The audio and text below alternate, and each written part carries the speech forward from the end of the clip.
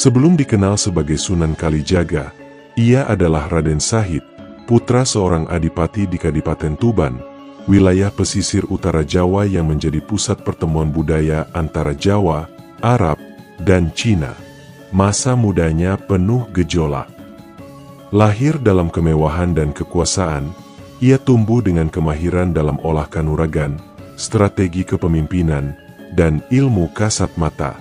Sejak usia belia, ia menyaksikan sendiri bagaimana keris, ajian, dan kesaktian bukan sekadar warisan leluhur, melainkan alat pertahanan, simbol kekuasaan, bahkan jembatan spiritual menuju dunia yang tak kasat mata.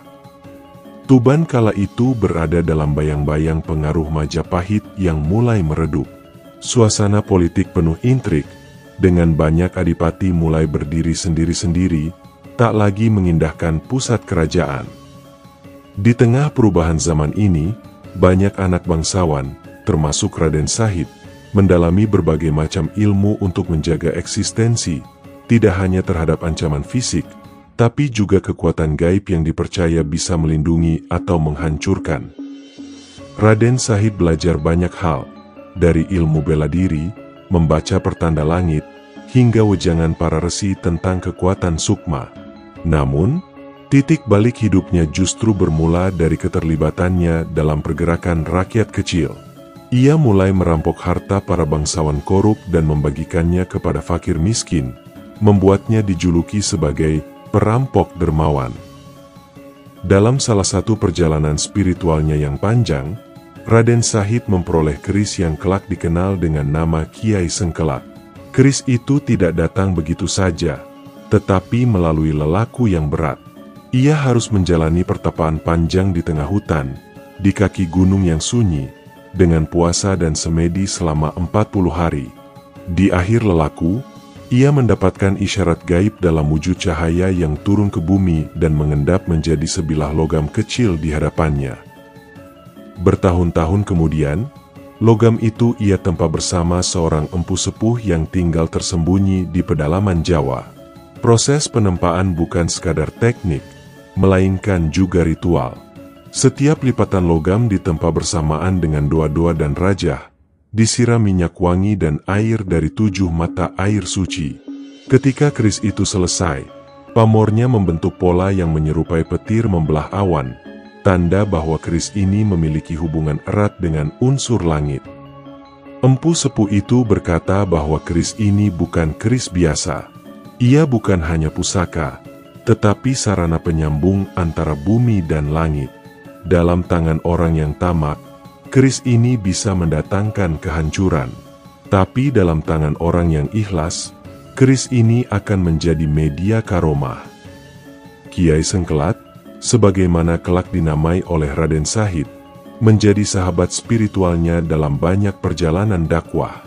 Keris itu bukan untuk menebas musuh, tetapi sebagai lambang keimanan, kekuatan batin, dan pengingat akan jalannya sebagai penyebar risalah Islam di tanah yang masih pekat dengan warisan Hindu-Buddha dan animisme. Raden Sahid tidak pernah menggunakan keris itu untuk menyakiti. Bahkan ketika berhadapan dengan tokoh-tokoh keras kepala atau pemimpin yang menolak ajakan dakwahnya, keris itu hanya diselipkan dalam kain, disembunyikan, sebagai penanda bahwa kekuatan tidak perlu selalu diperlihatkan. Justru dari sikap tenang dan penuh welas asih itu, wibawa Sunan Kalijaga muncul. Keris itu seperti menyatu dengan dirinya, tidak terpisah sebagai senjata, tapi bagian dari jiwanya. Langit malam di atas Masjid Agung Demak tampak berat, menggantungkan awan-awan kelabu yang mengendap seolah menyimpan rahasia dari alam gaib.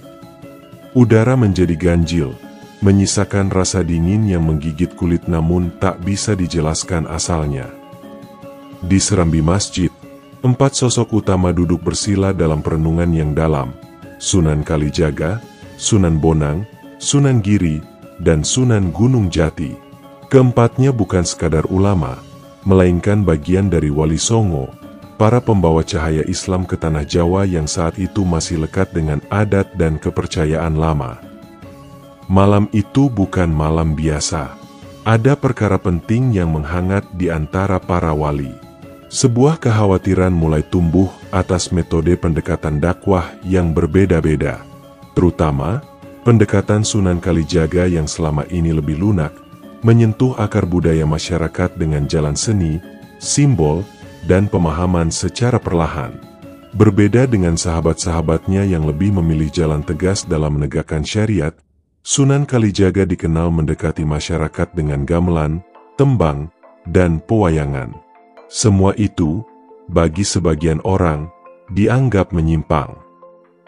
Malam terus bergulir. Ketegangan tak terlihat dari wajah mereka, tetapi hadir dalam sunyi yang menyelubungi suasana. Hingga pada satu titik, ketika keheningan mencapai puncaknya, langit yang mendung tiba-tiba terbelah oleh cahaya yang menyilaukan. Kilat menyambar dari langit, jatuh dengan dentuman keras tepat di ruang utama masjid, pada tempat imam berdiri saat mengimami salat. Suara ledakannya tidak hanya mengguncang tiang-tiang masjid, tetapi juga mengguncang hati para wali yang menyaksikannya.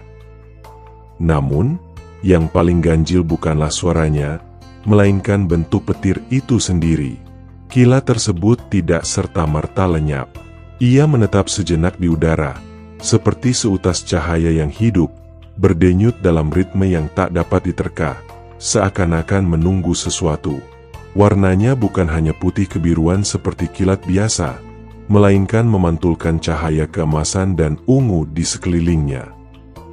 3 dari 4 wali mencoba memahami apa makna dari fenomena itu. Mereka mendekat, dan seketika merasakan hawa panas dan dingin sekaligus dari kilat itu.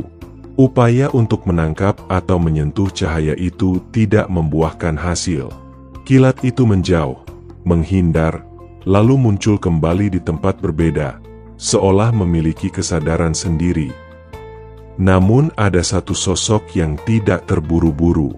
Sunan Kalijaga berdiri perlahan dan melangkah mendekati cahaya tersebut dengan penuh kehati-hatian, seperti seorang sahabat lama yang mendekati sesuatu yang telah lama ia kenal. Dari dalam selendangnya, ia mengeluarkan sebilah keris. Keris itu adalah Kiai Sengkelat, keris pusaka yang konon telah disucikan dengan tirakat selama bertahun-tahun. Warnanya hitam legam, pamornya berpendar samar, dan bilahnya berlekuk 7 dengan aura yang menyatu dengan malam. Dengan tenang, ia menancapkan keris tersebut ke lantai masjid, tepat di bawah cahaya petir. Dan sesuatu yang luar biasa pun terjadi. Kilat yang menggantung di udara seperti tersedot perlahan ke dalam bilah keris tersebut. Cahaya itu berubah, mengembun dan menebal, lalu melayang-layang hingga bentuknya menyerupai gumpalan uap emas. Dari pusaran uap itu, perlahan-lahan membentuk sehelai jubah putih keemasan yang amat lembut, dengan tulisan Arab indah terpahat di bagian dadanya. Kaligrafi itu tidak biasa. Ia bersinar, dan para wali yang menyaksikannya langsung mengenali keagungannya. Jubah itu dikenal dalam tradisi lisan sebagai jubah Antakusuma, sehelai jubah langit yang diyakini pernah diturunkan kepada Nabi Muhammad SAW pada malam-malam tertentu sebagai anugerah spiritual. Keberadaannya bukanlah cerita umum. Ia hanya muncul dalam kisah-kisah rahasia para wali, dan tidak semua orang percaya jubah itu pernah benar-benar nyata. Namun malam itu, jubah itu nyata. Ia melayang dan jatuh tepat ke tangan Sunan Kalijaga. Cahaya dari jubah tersebut menyinari seluruh ruangan, membawa keteduhan sekaligus kemegahan. Wajah Sunan Kalijaga diterangi oleh cahaya itu, namun sorot matanya tetap merunduk, bukan pada dunia, tetapi pada Yang Maha Tinggi. Para wali yang sebelumnya berselisih paham kini terdiam. Peristiwa tersebut seperti menjawab segala keraguan yang menyelimuti mereka. Bukan dengan kata-kata, tetapi dengan tanda dari langit. Kesaktian yang hadir bukan sekadar pamer kekuatan, melainkan bentuk karomah, kemuliaan yang tidak bisa dicapai hanya dengan ilmu, tetapi dengan kerendahan hati, kesabaran, dan kedekatan pada Sang Pencipta. Peristiwa malam itu menjadi penanda bahwa cara mendekati manusia tidak harus selalu lewat garis keras dan batas kaku. Ada jalan tengah yang penuh kelembutan, yang tetap membawa manusia menuju cahaya tanpa harus melukai budayanya. Jubah itu bukan hanya simbol keistimewaan, tetapi juga pengakuan langit terhadap cara yang ditempuh oleh Sunan Kalijaga, jalan dakwah yang bersenyawa dengan jiwa rakyat. Wallahu a'lam.